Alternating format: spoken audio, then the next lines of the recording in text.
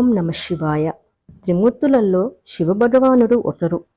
సాధారణంగా మనం విష్ణువు యొక్క 10 అవతారాల గురించి వినే ఉంటాం. కానీ శివుని అవతారాలు ఉన్నాయని చాలా తక్కువ మందికి మాత్రమే తెలుసు. శివభగవానుడికి 19 అవతారాలు ఉన్నాయి. దేవుని యొక్క సంతతికి చెందిన ఈ అవతారాలు మానవ రూపంలో ఉంటాయి. శివభగవానుడి యొక్క ప్రతి అవతారం ప్రత్యేక ప్రాధాన్యత కలిగి ఉంటుంది. ప్రతి ఒక్క అవతారానికి మానవాళి శ్రేయస్సు మరియు నిర్దిష్ట ప్రయోజనం ఉద్దేశంగా ఉన్నాయి. శివుని అవతారాల్లో నంది అవతారం ఒకటి. దేశంలోని చాలా ప్రాంతాలలో శివుడిని నంది రూపంలో పూజిస్తారు. నంది రూపంలో శివుడు పశువులకు రక్షకుడిగా ఉంటాడని భావిస్తారు. శివుడి మరో అవతారం వీరభద్ర అవతారం. సతీదేవి దక్షయజ్ఞంలో ఆత్మాహుతి చేసుకున్న అనంతరం శివునికి చాలా కోపం రావటంతో తలలో ఉన్న వెంట్రుకలను తెంపి మైదానంలోకి విసిరగా ఆ వెంట్రుక నుంచి వీరభద్ర మరియు రుద్రకాళి జన్మించెను. శివుని అవతారాల్లో అశ్వత్థామ అవతారం కూడా ఒకటి.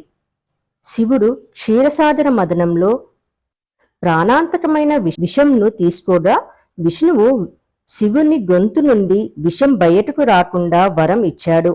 అప్పుడు శివుడు విష్ణువుకు భూమిపై ద్రోణ కుమారుడిగా పుట్టి క్షత్రియులను చంపుతాడని వరం ఇవ్వగా విష్ణువు అశ్వత్థామగా జన్మించాడు. శివుడి మరో అవతారంలో శరంభ అవతారం ఒకటి. విష్ణువు ఒక నరసింహ అవతారాన్ని మచ్చిక చేసుకోవడానికి శివుడు శరభ అవతారం ఎత్తాడు.